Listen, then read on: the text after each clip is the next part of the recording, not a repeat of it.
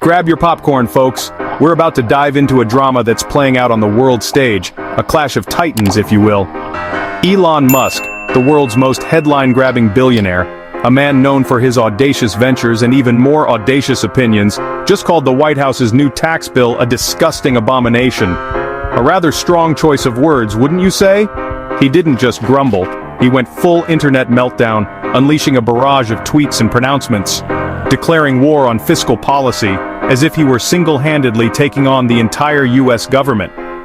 You'd think a guy who launches rockets for fun, who dreams of interstellar travel, would be less rattled by tax codes, seeing them as mere earthly concerns, but apparently, the idea of paying more, even a little more, has him spiraling like a SpaceX booster that's missed its landing target. It's the kind of outrage you'd expect, the kind of dramatic reaction if the bill suggested billionaires, those titans of industry and innovation, wear off-the-rack suits for a year. The horror. Did he even read the bill, pore over the details, or just see the word tax, that dreaded four-letter word for the ultra-rich, and reach for his metaphorical flamethrower? So what's got Musk so worked up? What's the real source of this billionaire's ire? Is it a tax on tweeting? A fee for every character he types into the digital void? A levy on launching things into space? A cosmic toll for his interstellar ambitions? Nope, it's something far more mundane, something that affects us all, regardless of our net worth. Just the possibility of having slightly fewer bottom dollars, a potential dent in his vast fortune. When a man who wants to colonize Mars, who envisions a future among the stars, calls something an abomination, a truly vile and offensive thing, you know it hits him where it hurts, right in the core of his being, his wallet. Let's find out what's really behind this billionaire bedlam, and whether his outrage is justified or simply a case of sour grapes. Let's unpack Musk's argument. He claims this tax bill will obliterate innovation because, apparently, billionaires only invent things if they keep every last gold coin. He paints the government as a school bully shaking down the nerds, except these nerds could buy a country. The real fear? That the ultra-rich will pack up their billions and head for tax havens, or Mars, if asked to pay more. Musk warns that taxing the rich means America will become a barren wasteland for innovation, with empty Silicon Valley offices and tumbleweeds rolling by. It's a slippery slope, he says. Tax the rich, and suddenly the American dream is replaced by a socialist nightmare. But is it really that dire, or just a billionaire's worst-case scenario? Let's see what the bill actually proposes. Spoiler, it's not a tax on oxygen on Mars, yet. So what's in this so-called abomination? First, a minimum tax for giant corporations no more paying less than your local barista. Next, new taxes for the ultra-rich think owns a private island, rich. The idea, if you benefit most from America, you should chip in a bit more to keep it running. It's not eat the rich, it's more like, hey, you ate most of the pizza, maybe pay for more than just the tip. The bill also aims to close tax loopholes, the secret passages that let the wealthy dodge taxes. Think of it as patching a leaky bucket so more tax dollars stay in the system. In short, it's about recalibrating the scales so those who've gained the most contribute a fairer share.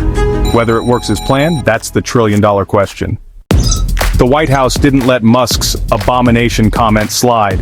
They saw it as a mischaracterization, a deliberate attempt to undermine a policy aimed at creating a more equitable economic landscape. Their message: this is about fairness. It's about ensuring that everyone contributes their fair share to the society that has enabled their success. Billionaires and big corporations have done well. They can afford to pay a bit more. It's a matter of capacity, not capability.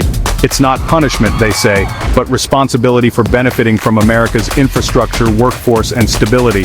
These are the very foundations upon which wealth is built. They compare the current system to a potluck where a few guests eat most of the food and offer a single breadstick for cleanup. Time for those guests to help with the grocery bill. Decades of tax cuts for the wealthy haven't always trickled down, so now it's about rebalancing the load. The Biden administration frames this as investing in the country's future. Better roads, schools, internet, and a shot at the American dream for more people. It's about creating pathways to prosperity for those who have been historically underserved. It's not about soaking the rich. It's about everyone pitching in for the pool we all swim in. A rising tide, after all, should lift all boats. So whose recipe for the economy will win out? The battle for the economic narrative is well and truly underway. So, as the dust settles on this new tax bill, a crucial question hangs in the air. Musk, with his stark warning of innovation's potential doom and stifled growth, or the White House, painting a picture of a fairer future for all Americans? Supporters passionately argue that the bill could fix those long-neglected potholes, adequately fund our under-resourced schools, and make the prospect of healthcare far less terrifying and more accessible. That is, if the extra revenue generated actually trickles down and tangibly helps regular folks and working families.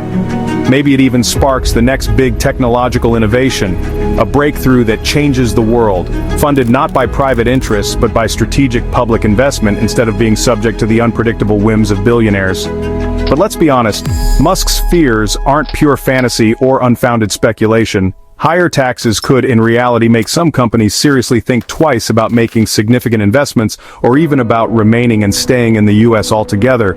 It's the classic age-old "don't kill the golden goose" argument, a cautionary tale as old as taxation itself. Will the rich, the job creators, stop laying those precious golden eggs if they are taxed more heavily?